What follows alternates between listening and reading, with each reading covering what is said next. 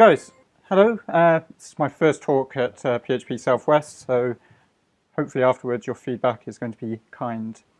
So a little bit about myself. So my name's up on screen.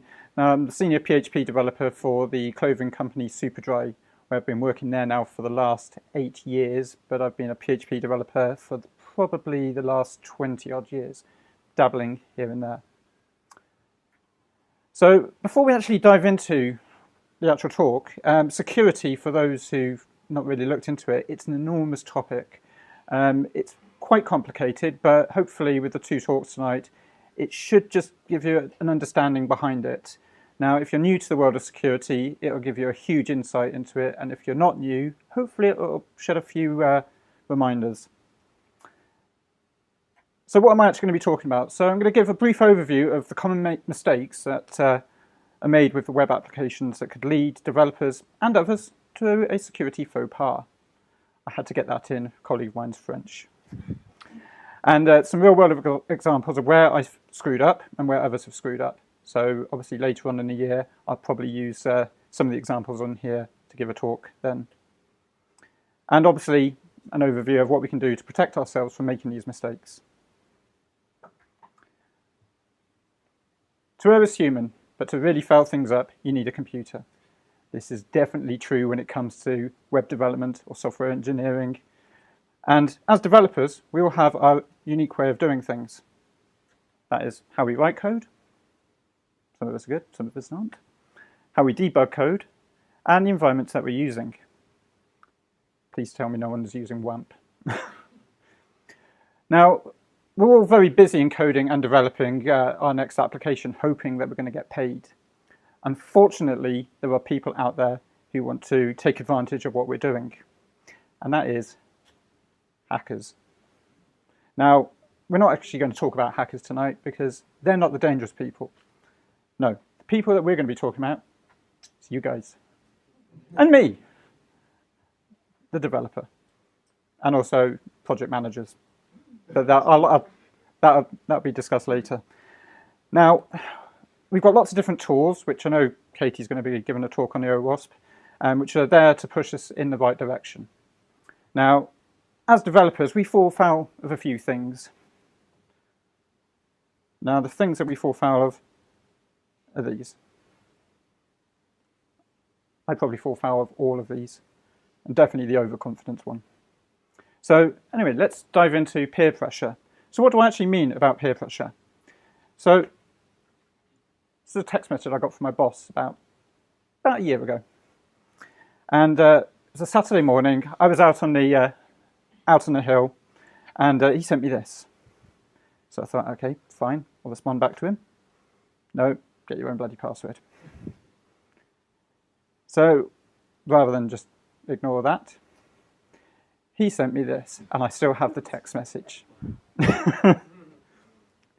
So, okay. So I told him, definitely not. Fine. And I'm sure all of us have actually fallen into this. You know, somebody said, oh, can I just have the login details for this? Or, you know, which is fine. You know, I know that it's come through from my boss. And actually, he's changed his number recently, and he sent me another message similar to this. It wasn't after credentials, and I thought, who the hell is that? Just ignored it. And then when he saw him on Monday, it's like, a bit awkward. So anyway, after this one, you and I are going to have a conversation about this. Needless to say, he didn't actually talk to me about it, because I think he finally realised, it's like, yeah, probably shouldn't ask for that. Now, passwords. Hopefully, none of you are actually handing out your passwords. Now, a couple of weeks ago, I went to an information security seminar run by Gloucestershire Police, and they actually came out with this following one. Treat your passwords like you treat your underwear. So what do I mean? Change them often. Please tell me you change your passwords. What you do with your underwear, I don't. The next one, and again, I don't want to know if you do this one. Never share them. Again, about the passwords, not your underwear. And then finally, don't hang them from your monitor. Which is, again, I've seen people, again, a story later is about passwords, not knickers. So this goes into my first tip. Use something like this, LastPass or Dashlane. Does anyone here use Dashlane? One? Who uses LastPass? Yeah, I use LastPass. By the way, LastPass, what was it, about 18 months ago, they had a bit of a security issue. Now, these are great for storing your passwords. Now, you could use other things such as your password, the save password feature within your browser. It's not usually a good thing because you can usually extract the password because it's stored in clear text. Or worse, you can do the following, which WH Smiths were offering. You can buy yourself a little book. Now, I saw that and I thought, I'm going to have to buy this, by the way, because I think it's brilliant. Now, it doesn't help when commercial businesses are offering things like this to us. It's like, really, guys? And at $5.99 as well. So, enough of the slides just for a moment. We'll go into story time. Now, obviously, I mentioned about project managers.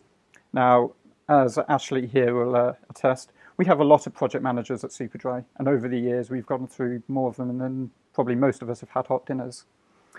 Now, one particular project manager used to keep all of his passwords in Notepad on his computer, and he keeps leaving his computer unlocked. And even now he leaves his computer unlocked, but he doesn't store his passwords in Notepad. So anyone in the office, including visitors, used to walk in and could see whatever he had up on screen. Now, passwords for various different systems, whether it be email, PayPal, that got taken off of him. So a bit of an issue. However, about 2 years ago, Superdry got audited by KPMG. Now, not normally an issue. However, the auditor came across his computer and the passwords. So the auditor, rather than emailing himself a copy of all the passwords, used his phone to take a picture of all the passwords. So he doesn't have to go near the computer. It's just there on screen, ready to access. Unfortunately, he sent that picture of the passwords to me and to our now Director of E-commerce. Needless to say, it took a lot of gin on the Friday to help him forget all about that. I wasn't complaining about the gin. It's on the company credit card. But we're developers. What about in our code? Now, we don't have the luxury of using things like LastPass within our code or that little black book. But we do need to be able to access things like databases, or if anyone here uses AWS, S3, or even communicating to third parties, such as via SFTP. Now, what we could do is do what I've done in the past. Now, I know it's very small, so I've blown it up for you. You could do what I've done and store all my credentials in a file. Because what's wrong with that? Now, I've changed it, by the way, you can't access that. Now, yes, it's a bad thing to actually do. The only saving grace for this particular one is I've saved it in a repository of SVN. Sorry. And it's also internal to Superdry only, so it's not publicly available. But still, shouldn't be done. And yes, it is still being used at the moment. So, what can we do to get around this? Different things. So, I'm sure most of you, if you're using things like Laravel, you can use .env files, environment files. Store all your credentials on there. Now, it's great as long as you don't store that in your repository. And again, we've got a new developer who decides, I'm going to store all the credentials and upload them straight into SVN. Now, as long as you keep it well away from that, it should be fine. However, companies such as Amazon, they provide other tools that you can use. Now, quick question, anyone here use Amazon Web Services? Yeah, a few people? Cool. Now, Amazon provides some great SDKs, which they're always keeping up to date. Now, with those SDKs, you can access one of their new platforms called the Secrets Manager, which is perfect for storing passwords in. Or, depending on what you're accessing, their identity and access management system, the server knows that you are who you say you are, and it will just allow you into their S3 buckets. This is really, really good. Why it's really good is because Amazon provides the SDK, chances are they've had someone a lot smarter than you guys actually building it someone who's paid a shitload of money, and I know how much some of their security engineers are paid. Let's just put it this way, I thought it was a telephone number. It's around the 400 mark. But yeah, so going back to what I was saying, these people have put something together, had it properly tested, and they're always improving on stuff. So it means that you guys don't have to. Because it means if you don't have to, it means you can focus on something else. If you know that their application works, great. Now, it's great that obviously a company like Amazon have put something like this together. But it might be you think, hang on a second, there's a bug in their code. I can fix that. Now, Amazon are quite open and go, there's our code, have a look, play with it. It's on GitHub. People have submitted pull requests quite happily to them. You know, and it shows that big companies obviously go, yeah, you know, we'll listen to people. Doesn't matter how experienced you are. Now, big companies don't always get it right. Now, one of such companies, and I'm sure you will have seen this, companies such as Twitter, obviously didn't do something right. So the actual issue was, due to a bug, passwords were written to an internal log file before they were completing the hashing process. So they were saving everything in clear text. Now, I know we're having a quick conversation beforehand, you know, passwords being stored in clear text, and you know, it shouldn't need to be done. But somebody obviously made a mistake. A developer made a mistake. And at the end of the day, we're all human. Now, although the passwords at Twitter haven't been leaked, Twitter did say, look, guys, change your passwords just in case. So if you do have Twitter and you haven't changed your password, I suggest changing your password. Another one. Now, again, this one still makes me giggle, this one. Because again, someone didn't check what impact running a function or a bit of code on a live system would actually do to their site. For this particular one, it was an rm-rf command and just wiped out his entire site. Now, apparently he didn't have any backups either. So again, if you don't have any backups of your software or of your databases, do so. Now, a little bit crazy people not having backups, because I know AWS, and I don't work for AWS, but AWS offers storage at a stupidly cheap price. I mean, I think I'm paying, my last bill was under £1 for, I think it's about 60 odd gigabytes worth of data. It's not bad. So, I'll go into some coding issues. So, obviously the coding issues, like the one with Twitter, could be down to any one of the following. Coding mistake, spaghetti code. I'm a big fan of spaghetti code. Ashley will tell you about that one. And unused functions. Now, the unused functions, a few years ago, somebody built a website for a council. I can't remember which one, I couldn't find it online. But for this particular function, it allowed the developer to reset the database and just flatten it as if it was a brand new site. Unfortunately, this function was accessible via a URL. So when Google came along and crawled the website, you can see what's going to come here, it took out the site. Now, all of these different issues, they can all come down to, you know, probably one thing, and that's because we're being rushed. And it's usually because of one of these. I need to get to the pub. Okay, there's a bar here, it's fine. Our project managers poking at us to get it done to meet their deadline. I've had 3 of those today. Or, definitely my favourite, our partner is nagging us to get home, otherwise dinner is in the dog. Now, it's probably why I'm single now. However, calling the oven dog doesn't get you out of trouble.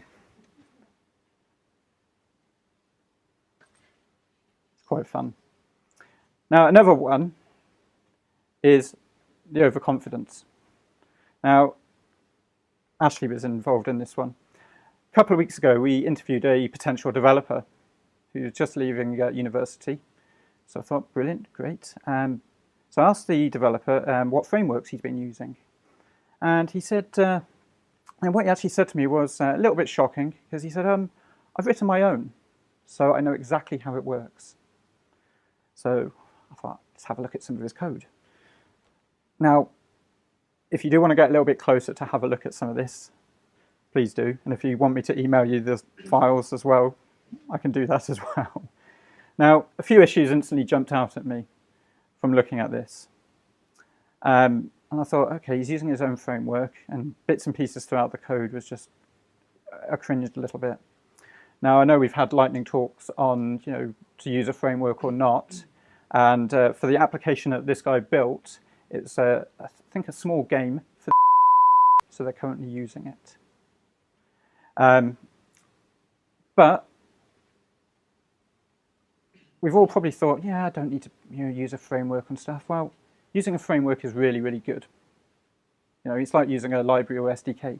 Someone better than you has put their time and money into sorting out security issues, functional issues, and I can see Rob looking at me, giving it, I might have done that. Someone else has spent the time doing all of that. And probably crying a lot as well. Now, spaghetti code. Now, where possible, we should always try and follow coding standards. Because, yes, it can be annoying, but you could have code like mine, and obviously I'm going to probably use some of this later on. Now, it's not the worst bit of coding, but based on the comment at the top of the page, now the guy who's actually written that isn't here tonight, which I'm a little bit annoyed about because I was going to pick on him. What does this do? So, it was another story. A few years ago, I had to throw together some code to get our shipping options working on the Superdry e-commerce website. Now, it was written in 4 days after a weekend of heavy drinking. Because we had a 3-month project which was integrating with a third party, and I'll tell you the name of the third party afterwards because I don't want it appearing on YouTube. A 3-month project utilising this third party, going, great, it's going to sort out all our shipping options, it will tell people when they're going to get their stuff delivered, brilliant. I then went away for a weekend in France drinking. Midnight on Saturday, I get a phone call. The website's gone down. Okay, not much I can do about it. Quite pissed. What's actually gone wrong? The third party's gone down. Who have, are under contract. No, we will never ever go down. We are up 100% of the time. So it goes to show, don't trust what people tell you. So I had to go and build this, and it's very complicated. It still gives me a bit of a migraine looking at it, so I'm not going to look at the code. But what does it matter? It works. Wow, it worked 90% of the time. Until, of course, daylight savings kicked in, bank holidays came along, Christmas, weekends, that sort of thing. Which, again, if we've got the next talk talking about time zones, that's obviously some of the things. Now, even when I look through this today, I start going through and try and figure out how it actually works. Now, mind you, I wrote this. I have no idea how it works. It is literally magic. And if I can't figure out how it works, how am I going to figure out how to fix any security issues? And trust me, there's a lot of them in there. How am I going to, add new functionality? I can't do that at all. So what do I do? Now, the guy who's not here tonight, John Jeffries, he's the one who wrote the what does this do? He decided, along with the business, let's redo our entire checkout. Let's rewrite the whole thing. So we took all that code, commented it all out, and started again. It's now much, much better. It's much simpler. Everything can be unit tested. Quite a big fan of that now. Issues in the code were going to jump out, unlike in here, where they're all trained ninjas. Debugging and rewriting, because of a security issue, is so much easier. And again, we're working still on the new rewritten code, and a few issues came out. It's like, well, that's easy to change. And it's taken me a few minutes to debug rather than this, which takes, well, let's just say I probably had hair when I started on this. And then finally, with the rewriting, I can actually sleep at night. I don't have to worry about it. It works. Let's get that off screen. So, laziness. Now, developers are lazy. At least, some of us are. Now, we'll copy and paste from a source where we've seen it, such as on Stack Overflow, because that looks good. I'm going to take that, but not understanding it. Now, a little bit of a cartoon here. I'm writing this because, start again. Oh boy, this code I'm writing is going to cause problems in about 10 years. Yeah, code I've written about 8.5 years ago at Superdry is starting to come back and bite me in the arse. Yeah, doubt the system will even be around. Legacy code, guys. I know a lot of you are still using legacy code. We're still using it in certain parts. It's going to come back and bite us in the arse. That's what I keep telling myself. I'm going to save mankind. I'm not. Other bits of laziness, because again, it's nice and simple. This is from the developer who applied. And instantly it's like, oh, a few issues are jumping out. And again, it's because he's done a copy and paste and hasn't really thought about a few of the issues. Now, I'm so glad that I can just use a parameter of logged in and get my permissions. Brilliant. Now, that's fine. Another example. This is again from this guy's code. Bit of a mistake on this because there's no protection around the session IDs. Now, remember, this is for they have quite a few people who work for them. It's only generating a random session between 9,999. What's the chances of getting the same session ID as somebody else? Or trying them all, exactly. In fact, I had a brilliant one today, just around security. A contractor who we've got in, he's not going to be with us for much longer, because he said to me, "Why do we need to use CSRF protection on a particular form?" I said, "Well, why do you think?" "Well, I can understand that, if we've got people logged in, this is for adding items into our basket on the website." He said, "But you've got guest users, so you don't need to use CSRF protection." I didn't actually quite know how to respond to him. So I thought, okay, go away, get a coffee, sit down. And I messaged him back and explained why it needs it on there. He still wasn't actually buying any of it. But anyway, I digress. So obviously we've already done that one, so that's obviously a duplicate side. So obviously I made a mistake. Now, there's actually the rest of it built in. Now, already it's quite interesting because he's got all of this selecting our permissions from where our user is. That's great. Why it's in there, I don't know. Because I can go straight in and it just starts getting the information about the games and then provides them to me. So, okay. A little bit awkward. But laziness, so we're all a little bit lazy. And actually, my next slide, laziness is good. Because what we don't want to be able to do is go, like with us at Superdry, we've got a huge website. And what we don't want to do is go along and say, right, I've got a hashing function. I need it for the checkout. Great. Go along to the My Account section. Oh, let's recreate the hashing function again. Duplicating our work and potentially making fundamental errors. And it's the same when we're using libraries and SDKs. If it's already there, use it. Now, I definitely hold my hand up to this. I have definitely rewritten things about 6 or 7 times because I keep finding it throughout the code base going, oh, why is that? I wrote that. And again, John, who usually comes to these, is usually put on there, why is this duplicated? It's like, thanks. So, go into a conclusion of some stuff. Now, security, it's all down to common sense. Ask yourself some fundamental questions. Should I be logging a password to a file? That one's directed to Twitter. Should I perhaps filter the variables I'm passing into my function or database? And again, if you're asking yourself these questions, should I? The answer is always yes, I should. Or should I log this password? No, definitely not. And should I share my password with my colleagues, cat, MP? Now, a friend of mine, because I asked him to update his Twitter password, he said, oh, now I've got to change all my other passwords in. So hang on, you use the same password for everything? Yeah. He's not computer literate at all. So I will hit him a lot. Following standards. Now, yes, it makes your code look pretty, but actually it'll probably point issues out to you, especially when somebody else comes along and looks at your code. Now, OWASP, which I'm not going to dive into Katie's world on that, it's probably going to save your bacon on things.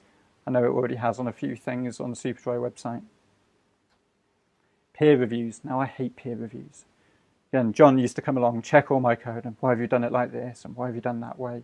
It's like, I don't want to show anyone my code ever again. But actually, it's really, really good because it means I'm unlearning my bad habits. Because we've all got bad habits, especially when it comes to coding. But as well as getting other people check your code, go and check someone else's code. You know, GitHub's brilliant for having a look at other people's code. You can go through and go, oh, I can see why they've done it one particular way. And then sometimes you can cringe a little bit. But the beauty about GitHub is you can submit a pull request and actually, you know, talk to people, give them ideas.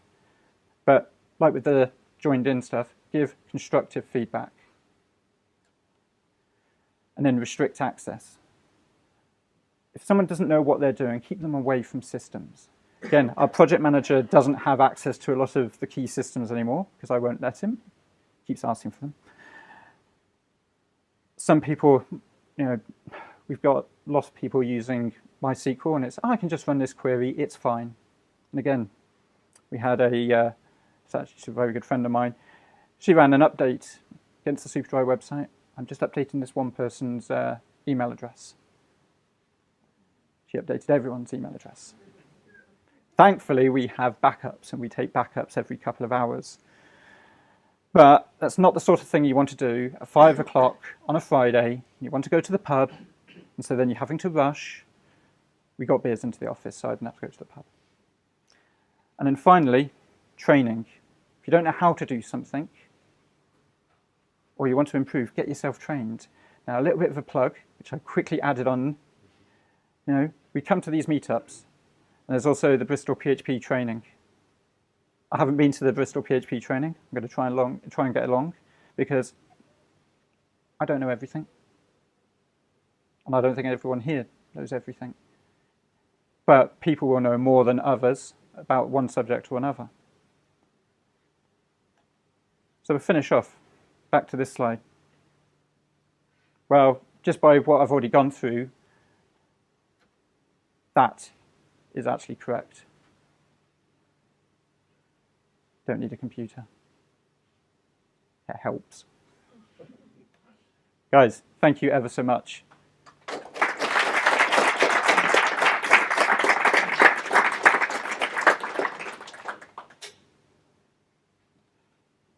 For that. Any questions? Go for it. You go for the password book.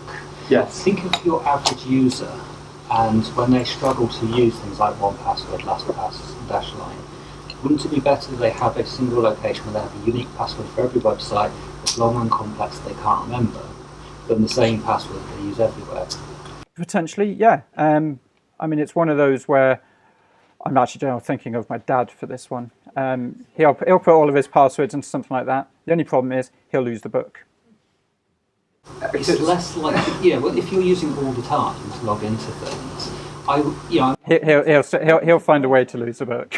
I'm not thinking it's a great idea, but it's a lot better than what most people can do. Absolutely, yeah. Because a lot of people will, as you know, earlier on when I was saying about hanging your passwords from your monitor, the amount of people who will just stick passwords on a post-it note up onto a monitor, and it's like, really, guys, don't do that. You might say that's better than one that, what's their threat vector? If they're in their own bedroom, the chances of someone coming into that room versus Absolutely. One website being broken into and it's being stored in plain text. And that's where it comes down to common sense. If you're in an office environment and there's 100 odd people, probably not the best place to do it. If you're at home, and again, it's the same with your underwear, if you want to hang your knickers on your monitor, do it because nobody else is going to see it. Unless you're on like YouTube and you've got a camera pointing at you and you can see your knickers hanging off. This is the problem. People leaving laptops on trains and things, wasn't it, a few years ago? Yeah. encrypted hard drives, but the passwords are you've probably written down on post-it notes stuck to the laptops. Yeah. People are then finding. So you've got absolutely. It makes the encryption such a null and void. You've got the password with the laptop that you've just found on a train. Yeah. So. And that's the other thing when it comes to passwords. You may have people who will have password 1, password 2, password 3, or password $1 because it needs that symbol on there. The amount of systems where I've tried to log in, it's like, oh, that's the password, great. Or it was a design agency I worked for. They used to have all their clients that they built sites for. The username was admin, fine, and the password was always. Now I shall let you draw your own conclusions of which company that is. But every single one, so I used to be able to log into websites quite happily. Little bit awkward when they're using always the same password. And again, going back to that text message I had from my boss, I have no idea what my passwords are. For legal reasons, can everyone forget that password? By the way, I don't think they use that password anymore. Oh. So it's still on the password thing, but we had a bit of a battle with the client about forcing users to change passwords. And our weapon of choice against it was a piece of like GCHQ, Yeah, the NCSC. Saying don't make people change passwords, because for those people who are not educated or equipped enough to use a password manager, forcing them to change passwords forces them to make really shit passwords. Yeah, oh, absolutely. I mean, a lot of passwords are absolutely rubbish. And actually, there's one of the advice that NCSC is bringing out is they actually want to do away with passwords altogether. Because even the guys come up with, make your password as complicated as possible. No one can remember them. So it's great that there's things like, LastPass and Dashlane, etc. But there's actually a master password still to get into that. And once you've got past that, I've got all these passwords which are available to me. That's why I've also got, the two-factor stuff. Hence why I've got that YubiKey. I also use Google two-factor as well. I put different levels of security in. But that's not for everyone. So the safety features would be two-factor. Yeah, in fact, LastPass feels like a bit of a critical point of failure. It is. And again, it's one of those where, like with that password book, you could have all your passwords written down on that and store it in a safe. But then what if someone's got access to your safe? You can go all the way down. And what you're actually doing is preventing people or giving people or stopping people the opportunity to get hold of that initial password. Now, if someone's really, really, really keen on getting hold of your data, they will get it. And that is your world of your hackers, all the guys who work in Cheltenham. I'm not going to say who, but you all know who I'm talking about. Again, it's on YouTube. They have the technology. If they really need to, they will get the information. There's a big thing out with America, with the NSA, people are worried that they're intercepting stuff on the internet. Probably they are. Cool. On that, thank you very much. Guys, thank you very much.